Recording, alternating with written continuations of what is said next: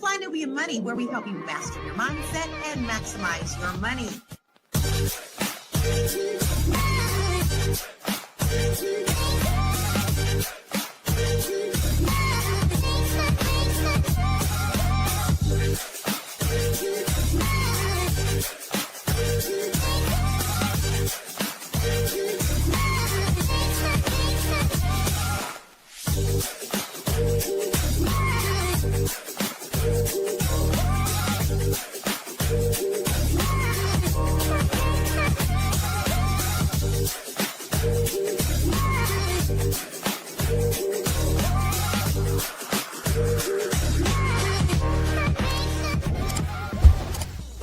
Oh my God, look at everybody. We got a new intro. What's up, everybody? Happy Wednesday. This is the Fly Nubian Money, where we help you to master your mindset and maximize your money. It's your girl, Constance Carter, and I'm so excited to hear. I don't know if you see what's going on, all the beautiful melanin on the screen, but we got a whole new lineup today, ladies. And the great thing is, look at all this beautiful, deeply melanation. You can see normally everybody is kind of like on this side. And so now it's like beautiful to see all the deeply melanated sisters on the panel. Beautiful, beautiful Black women. It's so good to see you. Welcome, ladies. Welcome, welcome, welcome, welcome, welcome. We're going to discuss a topic that I'm sure that we can all relate to, especially when it comes to providing for our children. I can relate as a mother. I'm sure many of you can relate. Many mothers sacrifice their presence to provide financially. Been there, done that. How many people in the audience can say that you sacrificed your presence to be there, to be able to provide financially for your children, missing out on milestones like games, bedtime stories, and quality time? So we know that financial provision is essential. Studies show that emotional absence can also leave lasting psychological gaps. The question today that we're discussing, and I'm so glad that we got the good doctor on here so that we could talk about this, so she could therapize us today. The question we're asking in this discussion is it still good parenting if your child has everything and she don't have you? We are going to explore how emotional availability impacts a child's development and whether or not providing financially outweighs being present emotionally. This is a good topic of discussion. I think it's going to be a rich conversation. And I want to introduce you to these panelists today. You know, it's me, your girl, Constance Carter. I'm your wealth activist. We have Dr. Felice Hightower, the B.Big coach. She is a therapist, and she is going to help us get all the way down to the very last compound today. We got Dr. Sabrina Edmonds. I think she said her name was S-E-W. She is an educator, an author, not an educator, an educator, an author, and an investor. And then we have, oh my God, I miss my sis. Where you been forever? Hey, E, what's happening? I missed you so much. I'm so glad to see you here. Oh my God. Erica Lewis is an author and host of Faith in Transition. And then finally, I want to introduce you to the newest queen that we have on the panel. And welcome, Miss Lady. This is Katrice Daniels. She is a health and life insurance broker and a paralegal. And listen, she is not a wealth activist. Let me tell you something. Sis is a wealth architect. You heard me. So welcome, you guys. Give a nice round welcome to all the ladies of Fly Nubian Money. But you know, I want to welcome you personally, Miss Katrice, to the show and to the panel. We're glad to have you here. So glad. So there's so much information on this, and I know I could speak to this personally because I was that person who, you know, had sacrificed a lot for my children. But let me ask you before we get into the discussion, and I'm going to start with you, Miss S-E-W, Miss So. For you, have you ever had to, being that you're so ambitious, and this is a question I'm asking all of you, have you had to miss out on pivotal moments for your children, and what was that like? What happened? How did that show up in your relationship with your children? Well, greetings to everyone. It's wonderful to be here again today. The answer to your question, Constance, is yes. I'm a mom. Of course I have. I've actually been on both ends of the spectrum, but let's start here. So I can remember early in my career as an engineer with Nissan North America, at a time when they were just launching a facility here in Mississippi. It required us to literally go in, and on a dime's notice, you were told you had to be on a flight the next morning at 8 a.m. headed to Detroit. Well, I had two small kids. And that was a lot for me, to try to do that. At the time, I didn't really have a very good support system in place to help with my boys. So there came a point, I literally remember standing in front of one of my coworkers' desk, boo-hooing. I was like, I can't clean my house. I can't take care of my kids. I'm just failing at this thing called being a mom. So yes, I can relate on many levels. Yeah, understood. Yes. Being a mom is the hardest and the most rewarding. What about you, Dr. Felice? Have you had to, in your ambition, and I know you have one child, have you had to sacrifice being there for moments, and how does it show up in your relationship with your children or your daughter? So I have had a different experience though. I was ambition. My ambition really didn't pick up until my daughter was around 16. That's when I went back to school to get my master's. And so I know she wished I probably would have been, way more not present than I was, because I aggravated the crap out of my daughter. That's how mine are now. I'm like, I wasn't there when you was little, but hey, I'm here now. They're like, go away, please. I was on her like white on rice. So I must have had some free time, but that was just a conscious decision that I made from watching my mom have to work so much and having to do and be she really parentified me at a young age. So I had made a decision that I wasn't going to do that to my daughter and not be there as much for her. So I'm blessed in that it happened later, and I kind of did it strategically because I knew that she was getting ready to leave out of the home and I was going to be an empty nester. So I chose that time to start picking up on my ambition and goals so that it would kind of phase out and help me too. Mm-hmm. Yeah, that makes a lot of sense. Now, I'm going to ask you, Miss K. Katrice, are you a mother? I am. Okay. So the same question for you. With my, I have 3 kids, and I had 2 kids before I got married, and so they were older, and so I worked a lot with them. And so then when I had my youngest daughter, I decided that I wasn't going to go that same route. So I took the entrepreneurship route so that I could be home with her more than I was with my older 2, because I missed a lot with them. Yeah, understood. And I know for you, Miss Erica, I'm not even gonna ask you because I already know your business. You ain't got no kids, so no sense in me asking you that question. But I will say for me, I've definitely had, I've missed first days of school. Definitely missed games. I missed a lot in my effort and being ambitious. The one thing, how did it show up now? My kids appreciate me, not because I didn't show up, but because of the communication that I made sure that I had with them. I would always tell them, mommy has to go, but mommy's doing this. And I'd be like, how do you feel? Ask them how you feel about it. They like, mommy, we know you're doing it for us. So we have those conversations. They know why I'm not there. They know why, I'm working so many hours is because I want to provide this life for them. It doesn't mean that, because I know, at the same time, when my son said one time, I had this from my childhood trauma. I was like, childhood trauma? We went on 10 vacations a year. He's like, Mom, but you weren't there. You don't know what kind of childhood trauma that I had to deal with when you weren't home. And I was like, game over, right? And so I was like, dang, what profits me to gain everything, but then have my son, be suffering, or my children suffering because I wasn't there. So there is that guilt, definitely for me. But, it shows up in, communication that you have with your children. I think that's important. But let's go to the first. Oh, you know what, Erica, I'm going to ask you, I'm not going to ask you the same question, but I'm going to ask you, have you seen this show up in other people that you're close to, or maybe were your parents or is your mother a working mom, or or was she there, and how did that work for you?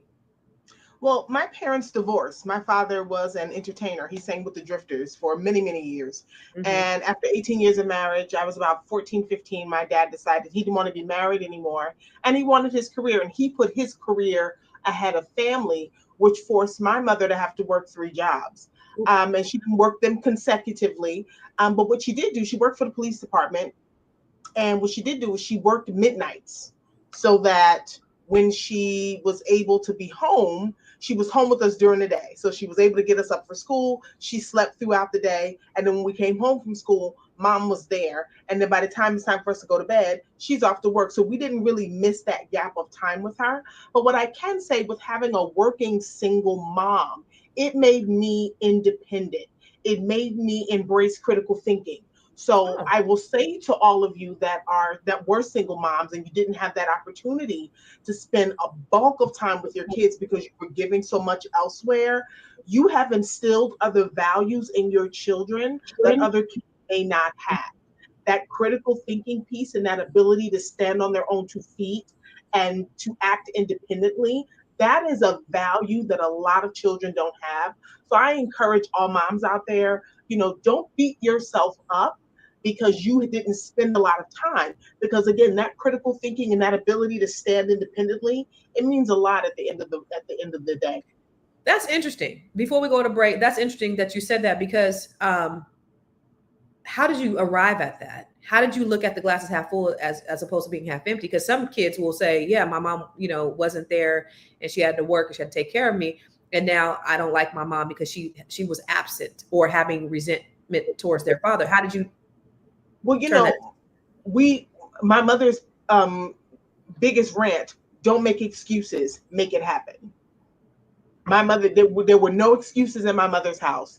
No excuses at all. Don't make excuses, make it happen. And I watched her make it happen.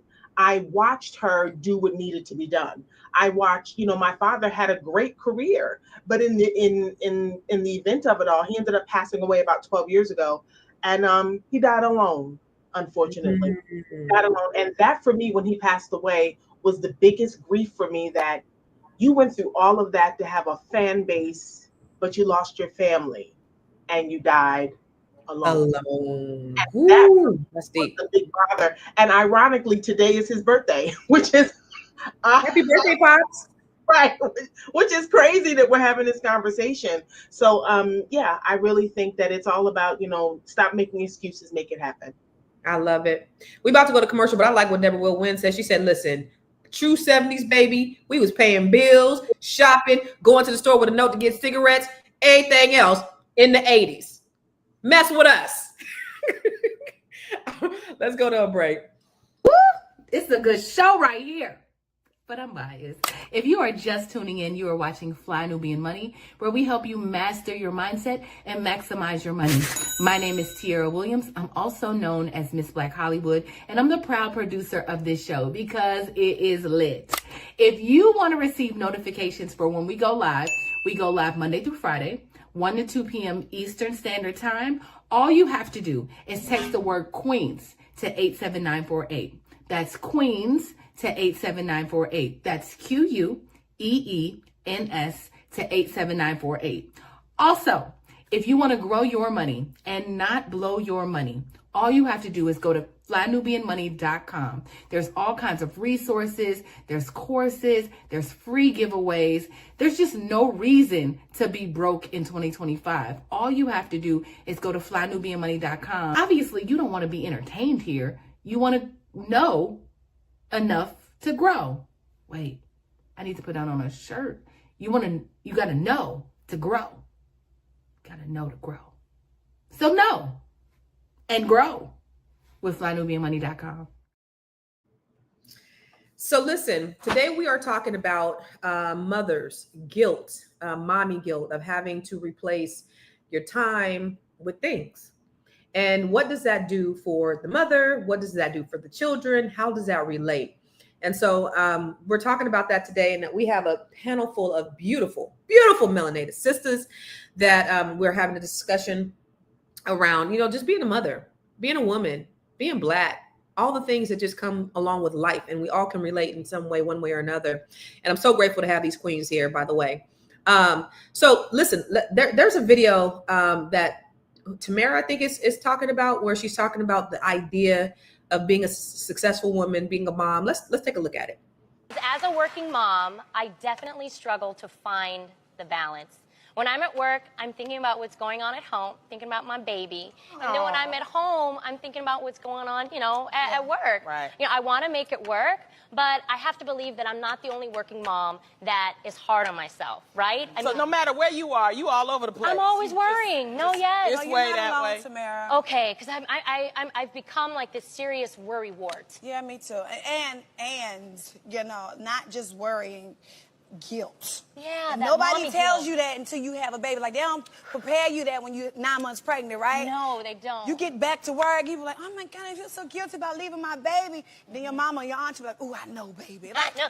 why nobody prepare me for this? Like, what happened? Or when they send you the videos, like Aiden said pancake for the first time, and I wasn't there.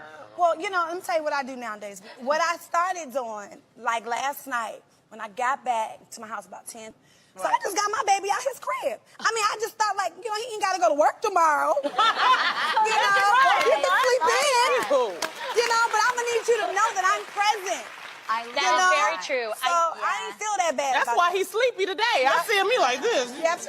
We just saw it. She was like, Tamar was like, oh, he's not happy. So this is what we talked about at first, is that, you know, the idea of being that mother, being everything to everybody, and still trying to balance it all. Do you think it's possible, Miss Sabrina, to balance everything as we are trying to evolve and be all the things that that society requires from us?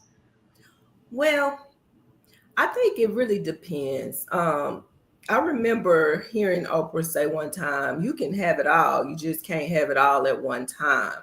And as I said earlier, I've been on both ends of the spectrum where I've been in the workforce, and I did suffer from the mommy guilt and trying to balance it all. But then there came a point in time where I went totally the other way. I have sons, 2 Black sons. And when I looked around and I saw what was going on with Black males in this country, I made a hard decision to sacrifice some things. I remember hearing Bill Cosby say one time, kids need your presence more than they need your presence. And that impacted me. Now, that being said, everybody does not have the luxury of staying at home. My situation was a lot different because I do have a husband of 30 years and he's gainfully employed and was able to provide for us. And I get that. So when you ask that question, everybody's situation is different. I'm looking at the comments, and we appreciate people contributing to our discussion. But, I want the audience to know that everybody doesn't have the luxury. It's easy to say stay at home or don't work, but everybody cannot do that. Mm-hmm. And so, everybody's situation is different, Constance. And I can relate, as I say, to both sides of that coin. Yeah. So I'm going to ask you, Miss Erica, in households where the mothers are the primary provider, like your mother, how do you think that impacts the emotional needs of just a regular child? Actually, let's talk about from the mother's perspective. How do you think that impacted her? Because I know she said no excuses, but how do you think it made her feel too, having to step in and just do? I remember my mother telling me, like, the older I got, and even when we have conversations now, that came out of the blue. Like, my mother got married very young. She was 22. She didn't have me until she was 25. So that whole dynamic of like, hey, I don't want to be married anymore, came out of the blue. Like, she wasn't expecting that. And the emotional toil, I don't think she had time to sit and ponder and gather her emotions. Her first instinct is, my kids. I have to take care of the kids. And I have always been an advocate for, because so much changed in our lives before my parents broke up. My father was an entertainer. So I had access to go overseas when I was 7 years old and see performances. I had access to different things. We had to downsize our lifestyle significantly because of this divorce. And there's one thing that I'm an advocate for, and regardless of what happens to couples, you know, if you decide you can't make it, I am a believer that nothing should change for the children. Just because things change for how you feel about each other, nothing should change for the children. If the children are used to going on vacations in July, August, and September with mommy and daddy, you all need to work that out so that those vacations and that time still exists for the emotional and mental stability of the children. And I think people don't take that into consideration before they decide that they're going to part. My circumstances were completely different because my father had actually moved overseas, and I didn't see him again until I was 25 when my grandmother died. So I didn't see him. Wait, what was the time span in that? My parents divorced my sophomore year, and then I was 25, so 10 years. 10 years, and then I didn't see him anymore in life after that. Wow. So you go from every day seeing him to not seeing him in 10 years. Well, he was on tour a lot, so I went from every day talking to him. He was on tour, he stayed on the road, and the Drifters at that point were huge overseas. So there's not a lot of pictures of me with my dad, but there's a lot more pictures of him with my brother. That's because the tour schedule changed, and you know, things were a little bit different, and we got acclimated to tour life. But you know, it just, Okay, so Felice, how do emotionally absent parents unknowingly raise emotionally absent adults? So you're asking me, how do emotionally absent parents raise unknowingly? Because they're not doing it on purpose, because obviously they're out here working so that they can provide, they can do all these great things for their children and provide experiences, but then they may be emotionally unavailable. So how do they unknowingly do that? What are they doing? And how can they raise emotionally available adults? So you're going to have to create a foundation of communication where your children know what your reality is and what that means and how y'all are going to do family together, right? With a father missing or a mother missing. Like, this is our reality. And so you got to come up with your own customizable way about how we're going to do family. And communication is key in keeping your children abreast of what's going on. And then making sure that they're safe. Like, even though you're not necessarily emotionally there, when you are there, make sure that it's presence. Make sure that you're present. Make sure that whatever time you do have, that is quality, right? So maybe create some rituals in your house where, okay, first thing in the morning, we got 10 minutes that we're going to spend with this oatmeal and our protein drinks. And we're going to stay at morning affirmations. Like, my daughter does little affirmations every morning with my grandbaby, right? And those are little rituals that she looks forward to first thing in the morning. And then they do like their little nighttime rituals. So before everybody goes to bed, I'm going to spend some quality time with each of you. How was your day?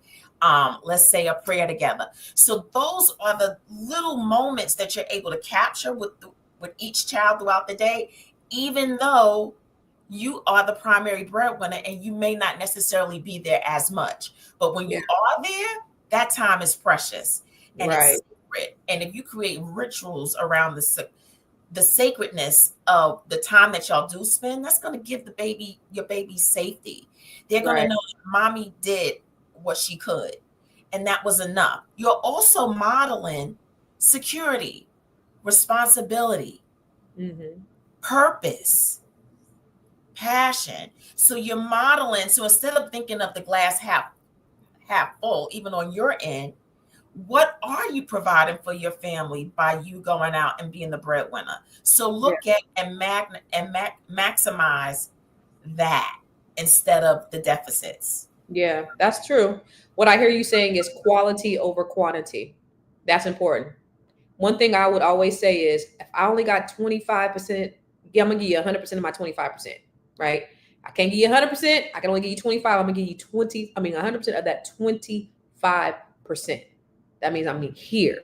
I'm looking at you. I'm giving you eye contact, paying attention to you. I'm loving on you. I'm sharing with you, right? So that's all I got. I'm gonna give you 100% of that. That's important.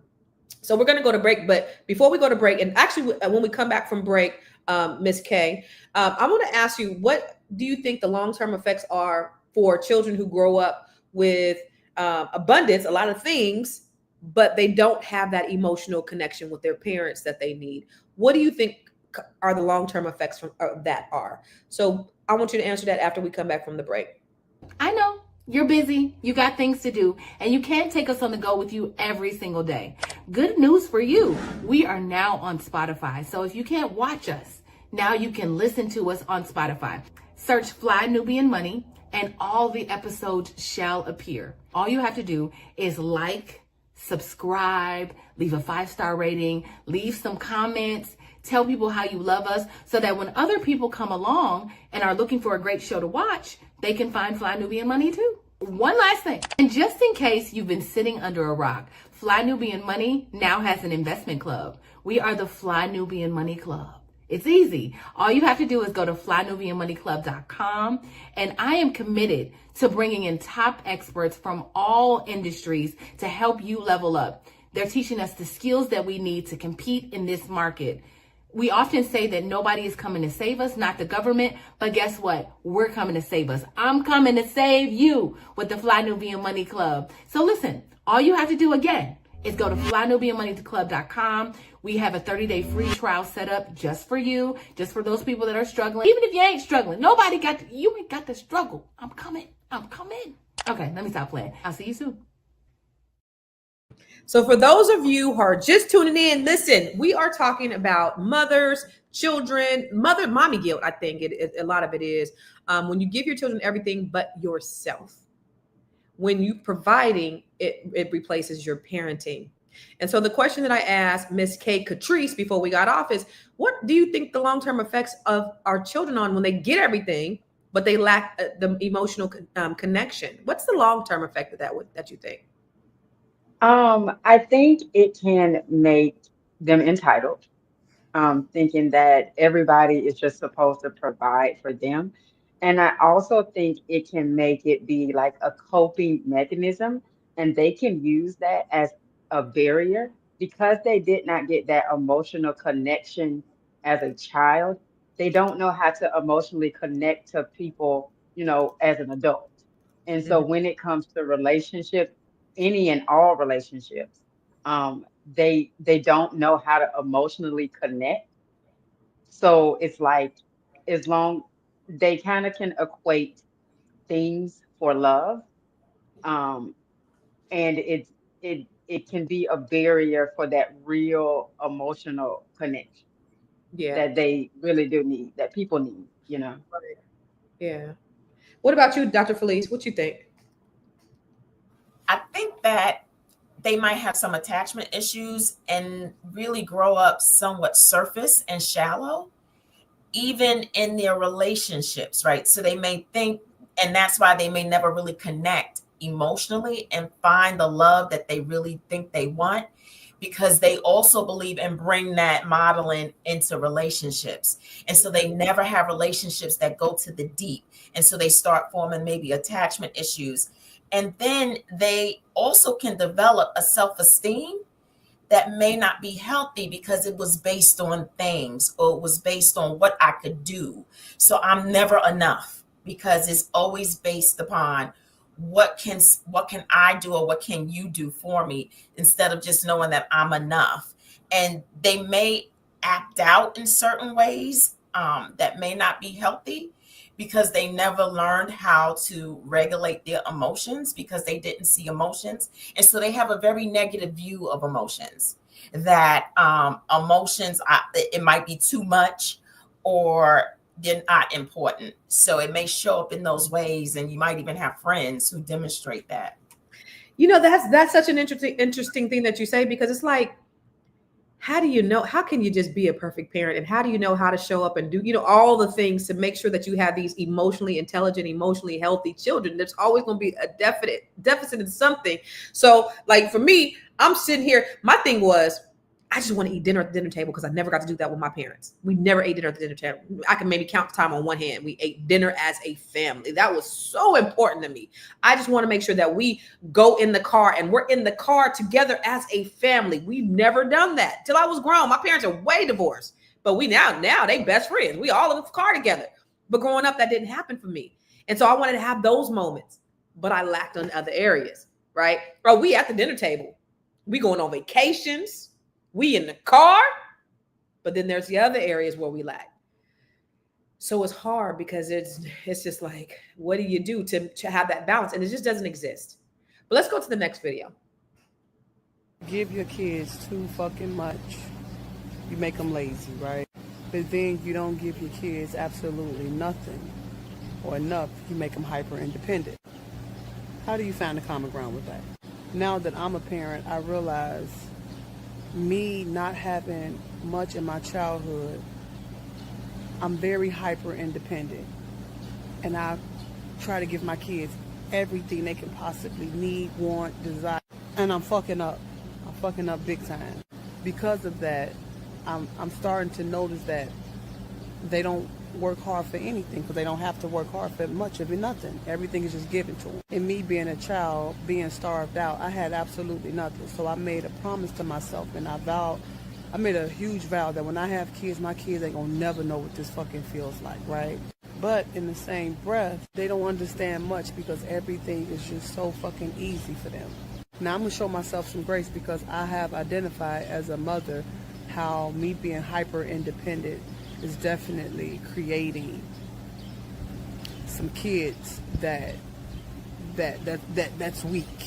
And me and my husband was just having this conversation a few minutes ago, actually, about how healing your childhood traumas so important, because if you don't, you carry it over into your adulthood, and you're so busy trying to do the complete opposite of what your parents did, and you do the opposite, but it still costs you big time.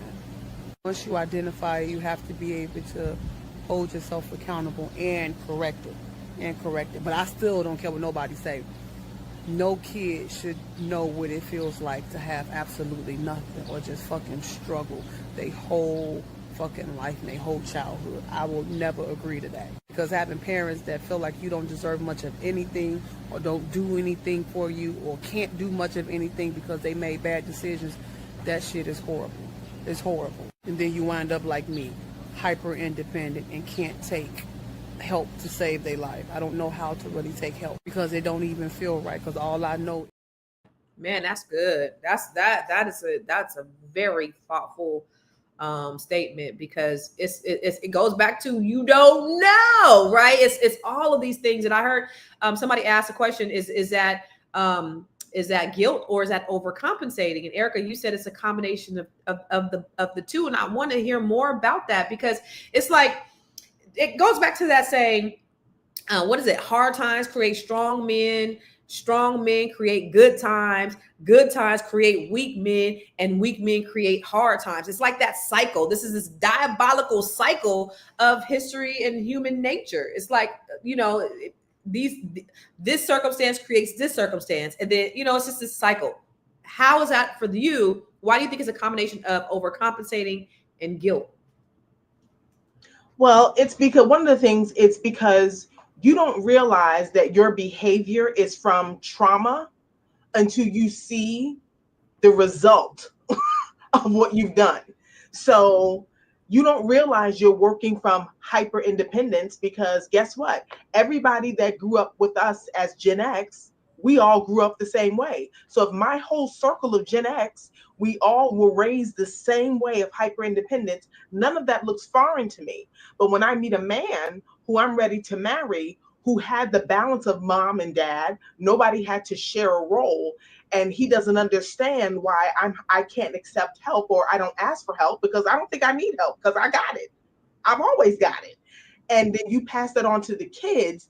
Now you look back at your children and you're like, when I was your age, I had 3 jobs. My first job was at 15. I've been working since I was 15. I'll be 52 next Monday. That's insane that I've worked the majority of my life. People that are 15, 16 now they're working online. They're gaming. Yeah, they're gaming. So so there's such a disconnect. It's such a disconnect because they were raised out of traumatic experience, unbeknownst to those that were raising them. That's So crazy. I feel like it's a combination of the two. You don't realize it until you're looking at the result. And by now, this kid is 18, 21 years old, and you're like, oh my God. And he's trifling and lazy as shit like my 4 children. And because you don't want them to suffer or do without or feeling that and I can't do that. And it's just like Deborah will win. She said, children should not have to struggle, period. I believe that. And so I work hard so that I can kind of give my children a head start. It's funny because I had a video that went viral a couple years ago. Me giving my 18-year-old son the keys to his first investment property, right? And it got like a couple million views. Some people, most people were like, oh my God, that's great, something I want to do. But there was a lot of people in there that were saying, oh, he's entitled. And it was mostly white people, which is, I thought was interesting. It was mostly white people that talk about he needs to get it out the mud. You don't need to give it to him. You don't need to hand it to him. And then I do have a friend who's multi-millionaire, right? He created this invention and made 30, 40, $50 million. He's white. And he's like, the same for my kids. They got to work for it themselves. No handout, no. So I think that's interesting that, some people are like, yeah, no, I had to struggle. My kids struggle. And then, I don't believe that our kids should struggle because we had to struggle. I believe that we get this amount of access. You know what? I feel like giving what you gave your son, it was your son, yes. Mm-hmm. I believe giving that child that apartment building or that piece of property, that's seed money. Because, hey, I'm not going to buy you a whole lot, but here is your seed. And you're going to get started with your own real estate. And now you can build a portfolio of real estate. So we talk about what's next. We talk about it. So it's like, go ahead. But think about it, Constance, too. Like, I think what they're trying to say is instead of giving them a handout, train them into what it looks like to be good stewards of what I've created for you. Mm-hmm. So I'm not just handing you the keys, but now I'm going to teach you what this means, right? Because they're not going to struggle because you're rich. Where are they going to struggle at? Right? Like, just because you're not handing in things to them doesn't mean, like, you've already removed the struggle. That's a fact. But now you're going to train them and let them know that how I got here took work. How I got here took discipline. And you model that and you train them and you show them how you got there. So you don't necessarily hand it to them, but you train them in how you did it. And I think that's where white people are really coming from. It's like, we're not going to hand this to you, but we're going to train you in how you can do this and manage this. Because if I hand you over this legacy, it's going to be gone in 2 shakes and a twist if I don't train you up and how to steward it. And I think that's the difference. And because there's no way those children are going to struggle unless you put them out. So, I think they're just selfish as shit. Because just like Tiara said, ain't no way I'm gonna give all my money to charity and my kids gonna have to get it out the mud. That's the dumbest thing I've ever heard.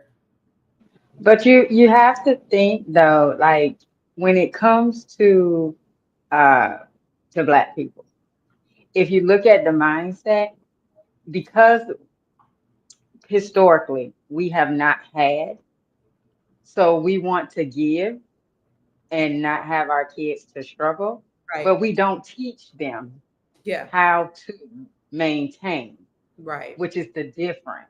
And that's where it becomes a big problem, which is why we will inherit money or we will inherit property, and then by the 2nd or 3rd generation it's gone. We don't have it anymore. Right. And that's important. And thank you for that, because that is a very important factor that everybody needs to understand. You cannot just give anybody anything without the lessons. Now, I teach we have conversations at the dinner table about all of these things. But my son got a job and he went and bought himself a $900 gold chain that I don't agree with, right? Because they're going to make their little decisions, but the foundation is still there. The foundation. And so we have to make sure that we're having these conversations. That's the reason why these conversations are so important. That's the reason why you all that are listening, Right now, you tuning in, you chiming in, you learning, you're going to a Fly Nubian Money Club, you're going to the Grow Your Money Club, you're learning everything that you need to learn so that you can share this with your kids, because this is important. Just like Katrice said, it's not just about giving, and Dr. Felice said, it's about teaching. That is the critical piece to all of this, not just giving, but to teaching. We gotta go to break. Is that what you're saying, Ms. Black Hollywood? Are we going to break, or do we have another video? Actually, I wanted to ask Miss Sabrina something, but I don't know if it's break time or what. But I wanted to ask you, Sabrina, what kind of pressures do working mothers face when they're choosing between showing up and then showing up for milestones? What kind of pressure does that put on, or what kind of what does that do for the mental health of a mother that has to make those decisions? For a mother who cares, it adds immense pressure and stress to any mother when you have to choose between work and a milestone, because the reality is you won't get a chance to experience that milestone ever again. Now, work, you get to experience that every day, day in and day out. But, even in my own home, I can remember my husband and on his job, I would be in school plays and different programs and look around, and of course, there were a lot of white dads that were in the audience, and he and I would have these discussions about why he was not there. I'm like, you get vacation, you get comp time, why aren't you here? And I'm sure to some degree he experienced the same thing. But it's immense pressure when you are having to make a choice. I don't think the choice would be any different. We're talking about kids right now, but what about parents, our aging parents, when we have to work as opposed to being able to help to take care of an aging parent that we know is on their way out? We don't have long, they're not of this world very much longer. So just having to make that choice. I want to go back, Constance, while I have the floor, because I want to address something. We keep talking about struggle, and I've heard, somebody made the comment, no child should have to struggle. I think we really need to rethink that whole concept of struggle. I mean, yes, in many instances, we may not have had, but did we really struggle? When I think back to my mother's upbringing, growing up in rural Mississippi, having to, chop cotton and work the farm and all of these very, very tedious tasks that they had to do, that was way more of a struggle than I ever experienced. I mean, I can't relate to that because that was never my reality. But sometimes I just wonder when I hear people say, struggle. Was the struggle really that bad? Just because you did not have everything that everybody else had, does that really mean that you were struggling? Did you have clothes on your back? Did you have food on your table? Did you have a roof over your head? If you had those things, were you really struggling? I can show you struggle. Come go with me. I can show you people that's living on the street. They are struggling. People that have to wash their clothes in the creek, they are struggling. I met a man the other day. It was 100 degrees outside, and that brother didn't have on any shoes. He was struggling. That's struggle. But because our kids don't have, our parents couldn't give us everything that we thought we wanted. I mean, is it really struggle? I don't know. I just want to open that conversation. No, thank you for saying that, because that is key. And it's all about how you choose to see something. And it's about that struggle, Constance, Katrice, Erica, that made you the powerhouse that you are. There's something about a little bit of discomfort that these children are lacking. It's something about discomfort that breeds imagination, creativity, a fire that can't be quenched. And we quench that fire when we don't give them a taste of how to do things on their own, how to figure some stuff out, that we're going to catch you if you're falling, but you at least need to go out there and see whether or not you even have the opportunity to fall. And so you're absolutely right. And that's the power of travel. Because when you take your children to other countries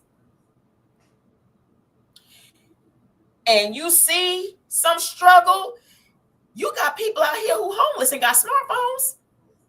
and walking in Jordans. You walking with me. So it's like, like, and so like, you're absolutely right. Thank you for saying that, Dr. Sabrina, because literally as Americans, our struggle and what other people in other countries are going through in the struggle, our children are extremely blessed, even in their lack. And so is it, we have to say, well, is it that we can't give our children everything?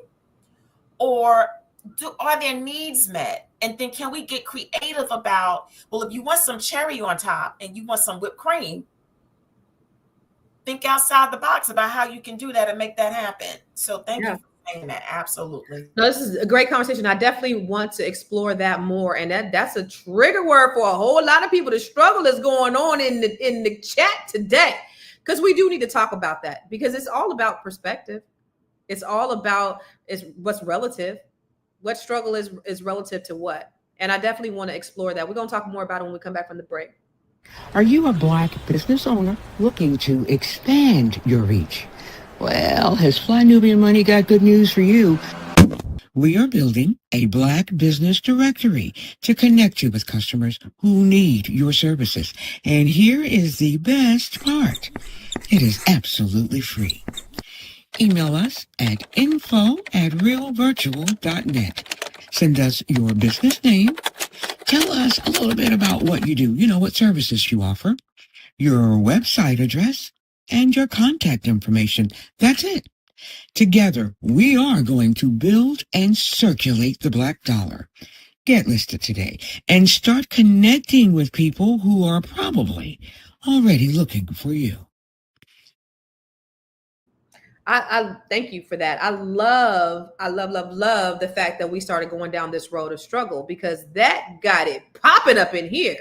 But you know what? I'm of a little bit of a different mindset, because I think struggle is relative. Like I said before the break, you got to look at, our parents, like you said, your parents from Mississippi, mine from Arkansas. My mom and dad grew up much different than I did, but our struggles weren't the same. It doesn't mean I didn't struggle. Right. My dad was 8 years old before he had clothes. My dad walked around basically naked for the first 8 years of his life, because he had no clothes, no shoes. He couldn't go to school.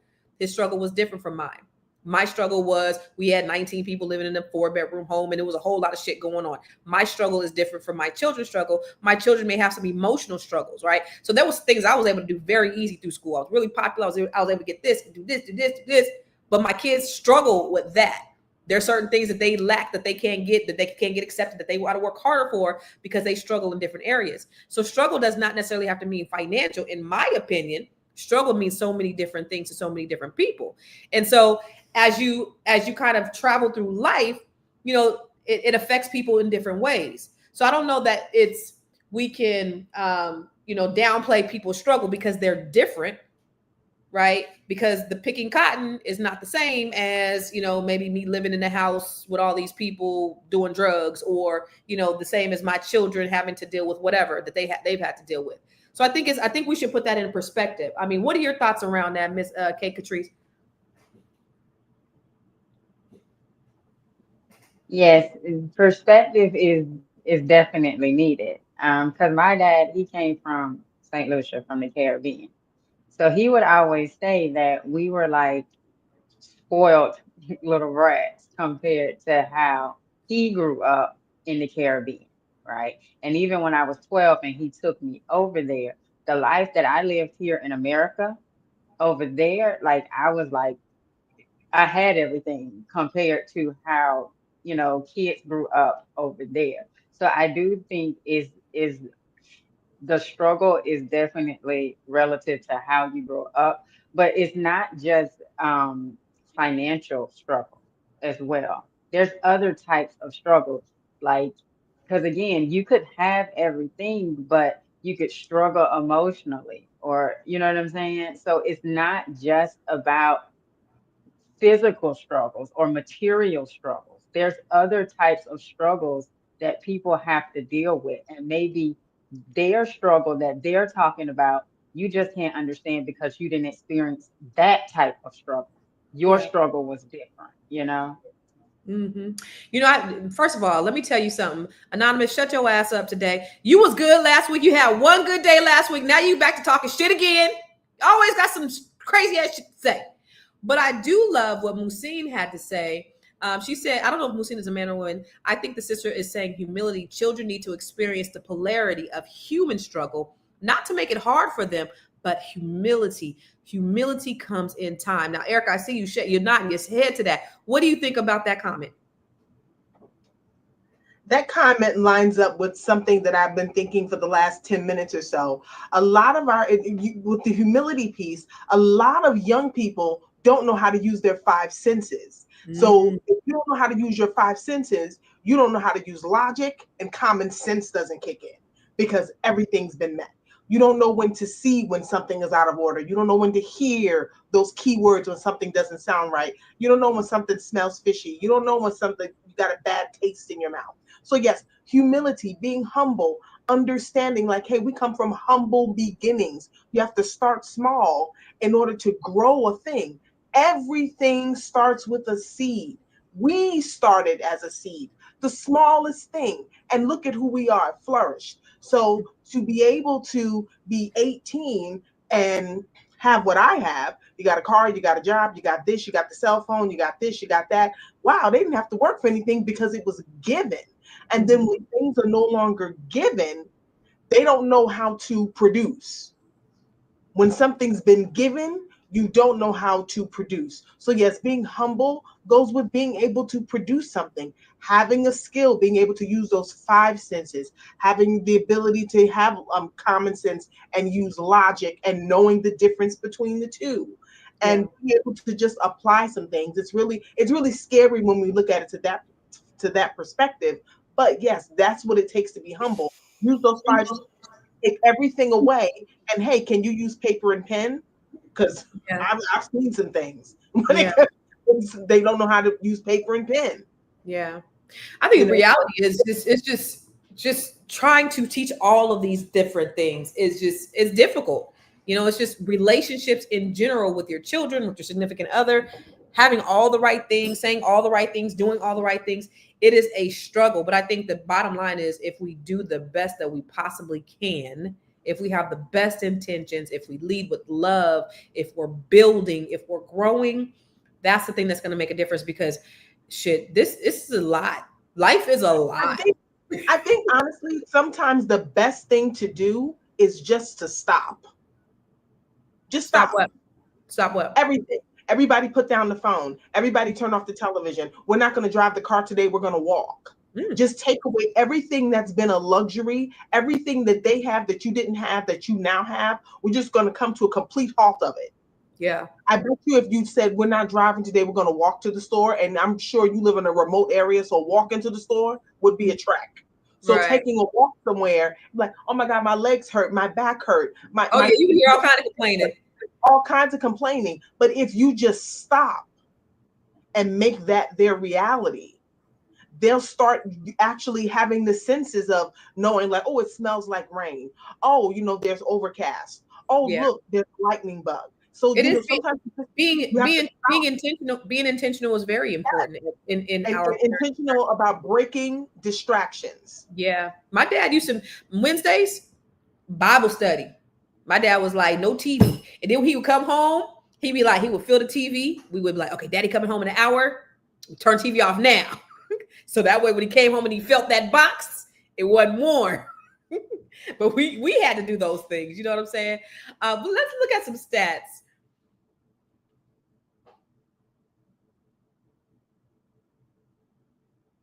So research published in Developmental Psychology indicates that children who feel emotionally neglected, even when their material needs are met, are more likely to face struggles with intimacy, and emotional regulation as adults.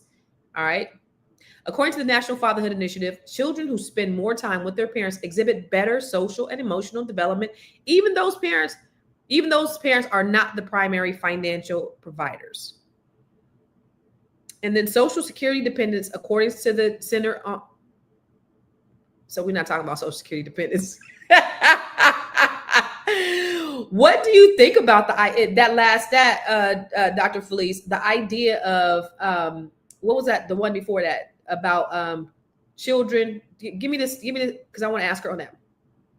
Children who feel emotionally neglected, even when their material needs are met, are more likely to face struggles with intimacy. We already talked about that. You already mentioned that. What's the other one? Children who spend more time with their parents exhibit better social and emotional development, even if those parents are not the primary financial providers. So mother being there or father being there as they're present all the time, every day. If they're not toxic, though, because you can have a toxic motherfucker that's right there and then it's going to jack everybody up. So how important is it having a non-toxic parent to the development of that child? It is foundational, right? Because, you know, we put a lot of emphasis on financial, right? And that's just a piece of us being holistic individuals, right? Like, it's important, but it's not everything. And children are so intuitive and really just need you. If they have you, they're going to be secure. If they have you, they're going to feel the safety. If they have you, they're going to be able to depend upon that emotional bond between you and them and be able to build a foundation that creates healthy relationships going forward.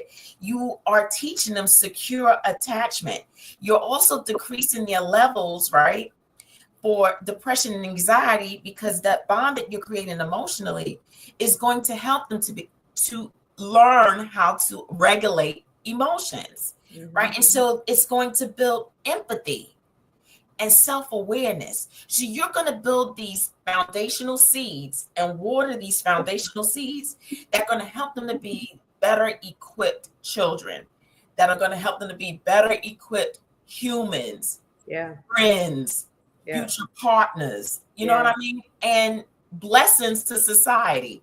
And so it's more about you. They want you. They just want you. Right. And everything else comes with it. That's like cherries on top. Amen. Everything else is an extra added bonus with cherries on top. You know, I love what Anonymous says, because it has absolutely nothing to do with anything, but everything to do with everything. Nothing to do with anything, but everything to do with everything. Anonymous, what you said has nothing to do with anything, but everything to do with everything. You are absolutely right, Mom. We need some goddamn reparations. So all be solved. We had our damn reparations, my brother. You right, brother. All right, so we go. Let's take a look at this last video, then we're gonna head on out of here. Understand, just because you are providing for a child does not make you a parent. I had a client today tell me that because they're used to just providing, they didn't understand where their children's emotions was coming from.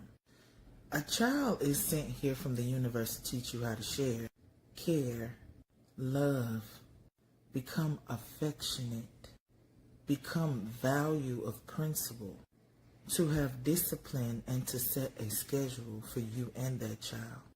Not for you to be up here collecting checks, money, struggling, and putting that child through so much. The fact that the child does not have an emotional outlet, foundation, or background states that you are not giving that child what they need.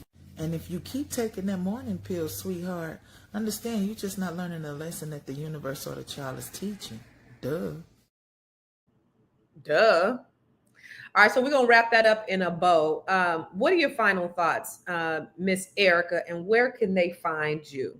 Looking back, let's do this. Looking back, were there moments that you regret or that you felt like you missed out on in your childhood? And then end with a final thought.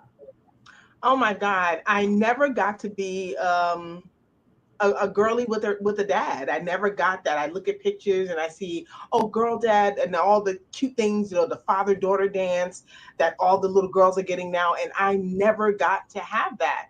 And it's not my fault. It's not like I told them to leave, but you know, those are little things that I wish that, you know, I had that experience, but I didn't have it. And I can't live my life on that. My final thoughts though are to overworking parents who are overcompensating with things. It's really great to give kids things so that they have, you know, what everybody else has, so they don't feel left out. However, the biggest question that we need to be asking is, what conversations are your children having with their friends that they're not having with you? They're telling you, thank you for the phone, thank you for the car, thank you for this, thank you for that. But meanwhile, they're trauma bonding with their friends over issues that are unsolved, unresolved, or even unspoken. So take a look at that and have those conversations with your kids. You can find me on my website at faithandtransition.com or across all social medias at Miss Erica Renee. Miss Erica Renee, I missed your dirty draws, girl. Welcome back, sis. We missed you. We really did. We missed you. I want to see you. See, she all business today. You got to see her after dark, though, when she got that cigar in her, puffing that cigar. It's a whole different conversation. That's what I want to see. Bring her back. Nah, thanks, sis. So for the question I got for you all, as we go out of here, and your final thought, what does being a good parent mean to you? What is being a good parent? And I want to ask you that first, Dr. Sabrina, and then let us know where we can find you. What is being a good, and then to y'all in the audience, what is being a good parent to y'all? What does it mean to be a good parent? It's a question I want you guys to answer on the way out. Woo!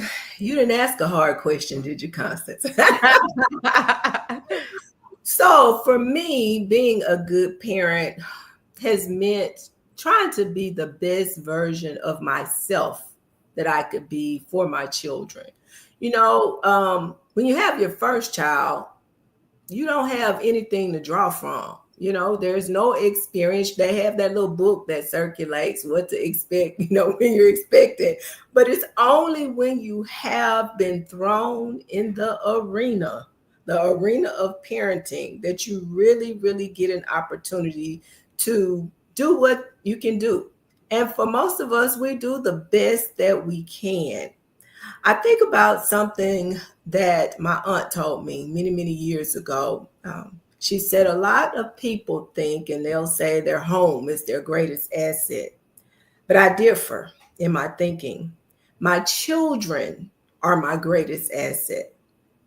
And I subscribe to that to this day. My children are my greatest asset. It gives me great joy to see how the sacrifices that I have made, in my sacrifices in my career, sacrifices in my finances, sacrifices in my life have paid off through my children.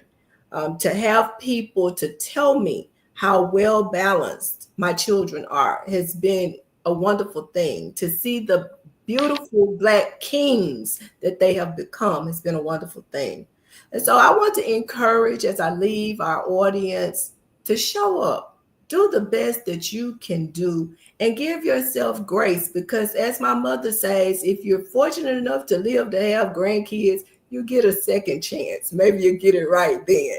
So I am Dr. Sabrina Edmon-Williams, educator, author, and investor, opening minds and closing contracts. I am so noted, and I'm so excited and so delighted to be here with these beautiful melanated queens on Fly Nubian Money.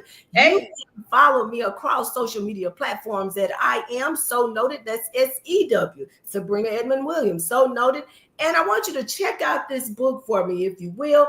Miss Constance, it's going to teach you how to build that wealth. But baby, if you build it and you don't properly protect it and properly transfer it to the next generation, as Sister Katrice has said, it will be for naught. Hey, thank you, Dr. Sabrina. Woo, girl, set it on fire, sis. All right, Miss Katrice, the wealth architect lady. What does it mean to be a good parent? And then if you could tell us where we can find you, where they can follow you. I think it means that you are aware of your shortcomings, but also know that you can do better. So when you have children, they don't come with a manual.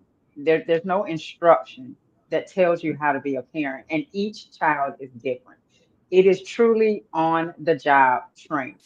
And so if you focus on not just providing for them financially, but getting to know the child for who they are and not trying to put them in some type of box of what they should be. I think that that is how you can be the best parent that you can be. You're going to make mistakes. You're not going to get everything right. But as long as you acknowledge that, you know what, I'm human, I made a mistake. And if you do wrong, apologize. Apologize to your child. And because to me, I feel like children are little human, little adults, like they're going to be an adult one day. And so the way you interact with them is pretty much how they will go out and interact with the world. And so you want to do the best you can with what you know, but also always try to improve. Don't just stay the same. Try to improve, work on improvement, work on being better. You can find me currently I'm only on YouTube as the Wealth Architect. If you search Katrice the Wealth Architect, it will come up. And I am currently running a 21-day mindset wealth challenge. So if anybody would like to join, it's for women, but men can join too. And since we're moving into August, the eighth month, eighth is that vibration of money. And so if you are wanting to up level Okay, your thank mindset you. I'll be ready to receive. to create more money, you can definitely join the challenge. I'd be honored to have you here with me in the challenge. Beautiful. Thank you. Thank you, Miss Katrice, and welcome, Wealth Architect. We are so glad to have you. And so finally, I want to ask the good doctor, Dr. Felice, tell us, sis, what does it take to become a good parent? So I'm going to say, make God your center, lead with love, communicate along the way in your journey, and do your best. And know that if you're giving your best, you are enough. I am Felice Hightower-Brit, the Be Big Coach. You can find me on my website on www.thebebigcoach.com. You can also find me on Instagram at theb.big.coach. Hey! So all those places. All right, B.big.coach. Hey, the B.big.coach. What? I love it. I love it. Listen, if you guys know anything about Constance Carter, y'all know I love Black people. But more than I love Black people, I love my children. They are the most trifling and lazy and awesome and amazing human beings on this planet. I love everything about those kids. I love their flaws. And you know what? I got that from my dad. My dad told me when I was a teenager, he told me, he sat me, my brother, and my sister down, and he said, don't change anything. And I was running the street. I wasn't like running the streets, but I was rebellious. But he said, I love everything about you. Don't change who you are. That made me want to be better. That made me want to do better. And so I parent like my father parented me. But I love everything about those kids. I sit down and I talk to them and I love them. If you see anything on my social media, I'm always talking about FTK, F these kids, because they get on my nerves. They always y'all don't want to let me be great, but it's because of the kind of relationship that we have. And so I was not there on a lot of those pivotal moments, a lot of those moments where memorable moments for them and for me. But I always made sure that they understood and they knew that I love them. They know that I love them. They know that I will give them anything I can. I will sacrifice my life to make sure that they're okay. And they know that they have somebody that they can depend on in this world. I'm her. I love them jokers, and I will do everything that I can to pour into them and give them everything I can. Now, life is something because it doesn't come with a handbook. We don't know everything. And so I love them. I lead with love. I discipline them. I can't teach my son how to be men, but I can do the best that I can as a mother. Because at the end of the day, our kids, they may not remember every single gift that we gave them. They may not remember every single outfit that we bought them or every bill that we paid on time to make sure these Negroes had lights. But they will remember how you made them feel. Legacy is not just about what we leave for our children. It's about what we leave in our children, what we pour into them while we are still here. So providing financially is important. I've done that, check that off, especially in a world where it costs so much to live. But your presence, your real emotional, intentional presence, That's the currency that is going to shape their confidence. It's going to give them their self-worth, and it's going to give them the capacity to love on levels that we have never even seen. So we continue to build the empires, ladies and gentlemen, but more importantly, let's break these generational curses.